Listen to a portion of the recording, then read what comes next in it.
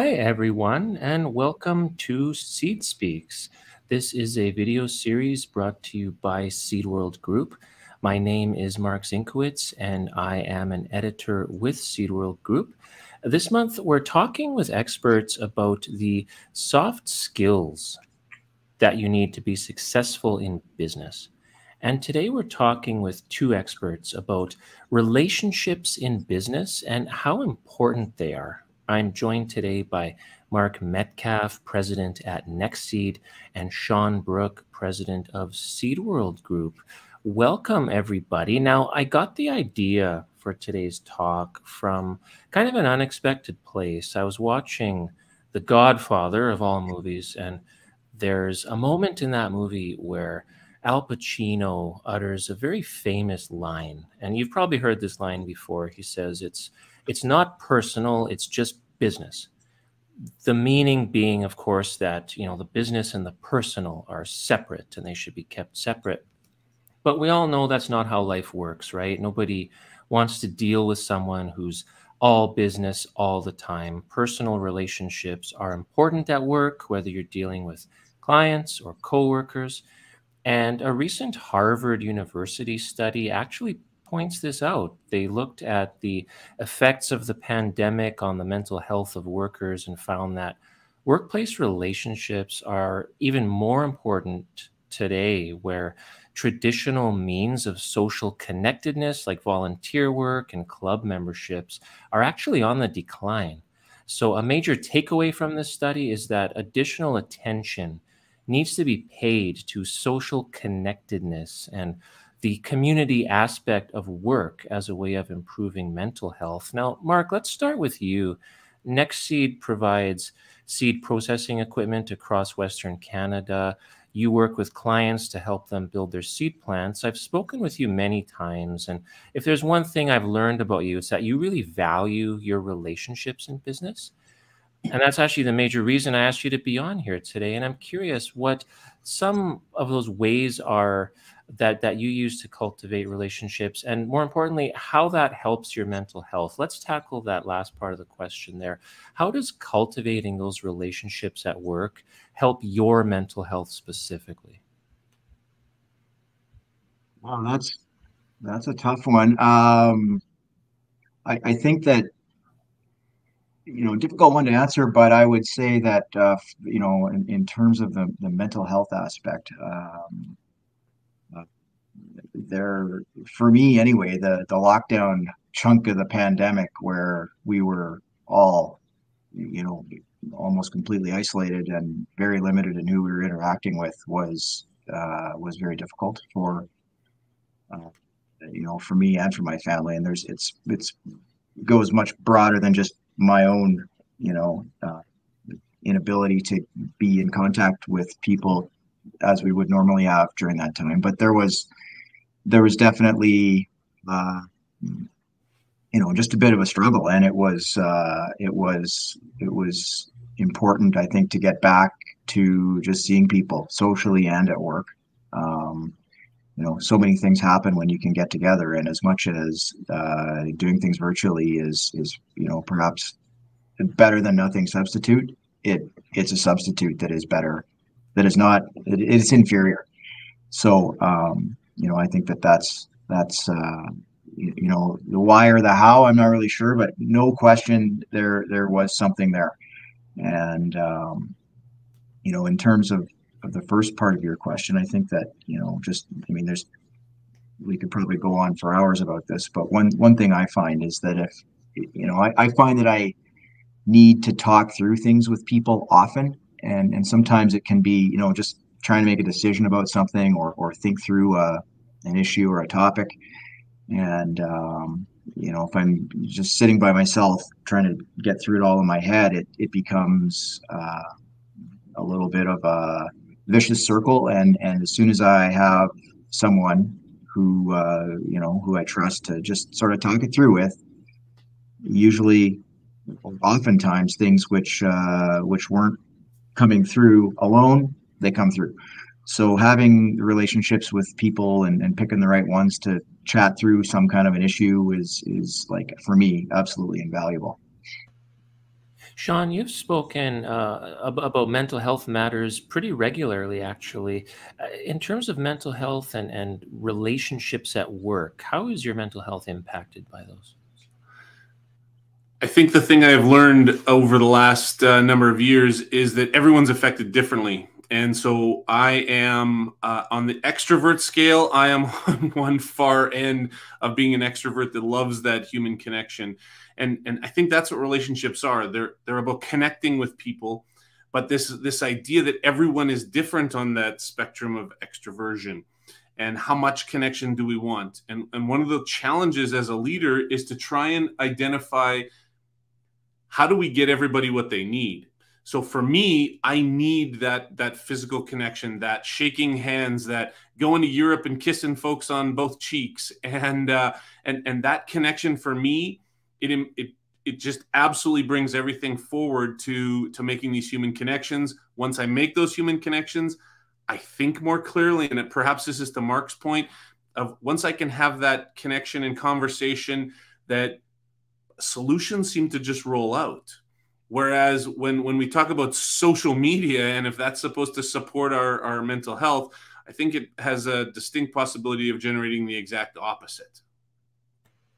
Yeah, speaking of kissing people on both cheeks, that was something we couldn't really do during the pandemic because we were all wearing masks. But now that we've sort of turned the corner on the pandemic, you're both in somewhat of a unique position. Seed World Group has moved to a new office and now operates with sort of a hybrid model, Shawn, where employees work from home but do still come in on occasion. You also have employees who work in other provinces and countries. Mark, at Nexeed, you recently built a new office and employees have mostly returned to work after working from home for a number of months. Shawn, let's start with you this time. How do you ensure that your employees stay connected on a personal level when they don't always necessarily see each other in person on a daily basis? Yeah, I'll start off by telling you it's an ongoing challenge. There is no doubt about it. And a big part of that challenge is what I mentioned earlier about the fact that everybody wants a different level of connection. We know that teams need connection. And I think that one of the chinks in the armor that we've seen of separation is that individual small teams were able to maintain connection.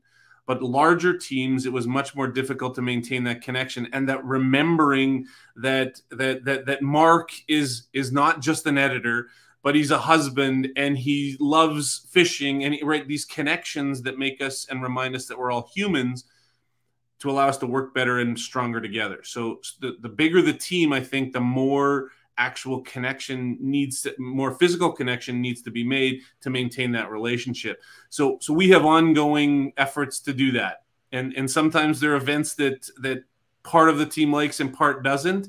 And sometimes there are events that are just wide open right across everyone. As you know, Mark, we were just over at Assiniboine Park where everybody came together, brought a lawn chair. We threw some lawn darts that Ashley brought, and we were able to reconnect as a team, and it had been a long time. Everything up to recent points has been virtual. It's not as good. I don't care who you are. It's not as good. Yeah, Zoom is not a substitute for personal connection, of course. And Mark, I'm curious, when people at Nexeed came back to the office, what's the biggest change you noticed in terms of the relationships between people at Nexeed, and what did you learn from that? Hmm.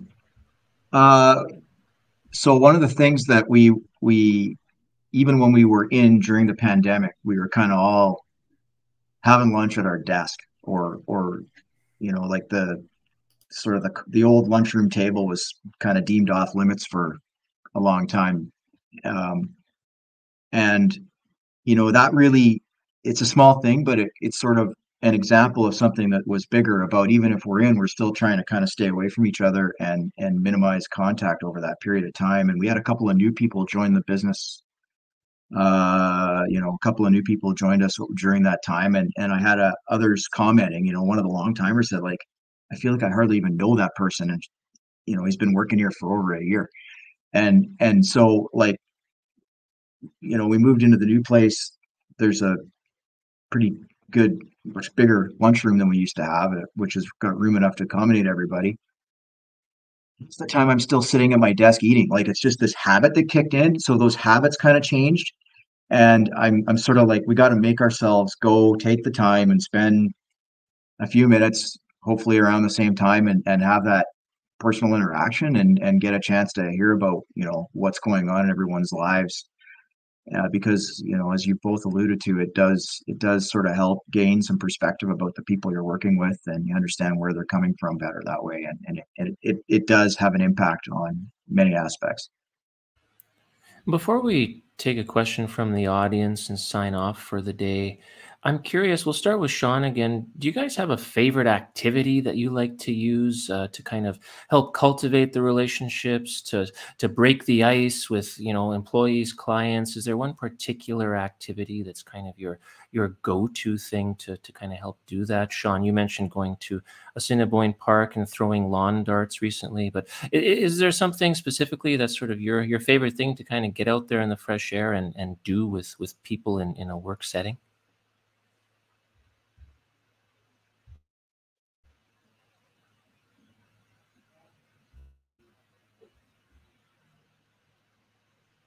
I'm sorry. Oh, Golf for me is a big one, Mark. I think that it's an opportunity to have some exclusive time with either a colleague or with a client where you really get to make that connection. But I think the reality is that it's not actually the golf. It's that you identify something that you both or as a group enjoy doing. So making that connection, making that common activity that you both like to do, as you spend time doing something like that, we're freer to be who ourselves. We're freer to ask questions. We're freer to connect. We're freer to talk about things that are hard, things that are great along the way. And having an activity, having a conscious effort to focus on allocating time specifically for making those connections, that's what I'm an advocate for. And the one challenge I'll throw out to our listeners is, I got this challenge thrown at me recently, and it was to think about how many times we use closed-ended questions versus open-ended questions. And Mark, as a trained journalist, you're amply aware of this tactic and concept. But I think if we can use it in our lives when we're actually together, to ask these open-ended questions that draw longer answers from folks, the connection climbs dramatically when we're able to use that concept. Open-ended versus closed-ended questions.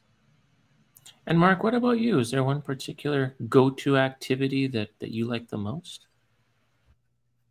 No, to be honest, there isn't. I mean, golf is a good one. I've had a chance to do a bit of fishing with different uh, business contacts over the years, which can also be, similar. And I think the key is to get out of the office, get away from the desk, go, even if it's just a lunch or, a drink or, yeah, I've commented a few times over the last couple of years. We used to, with our main supplier, Kimbria, have at least once every couple of years, sort of a worldwide meeting where everyone from around the world would get together for a couple of days and you'd have a meeting.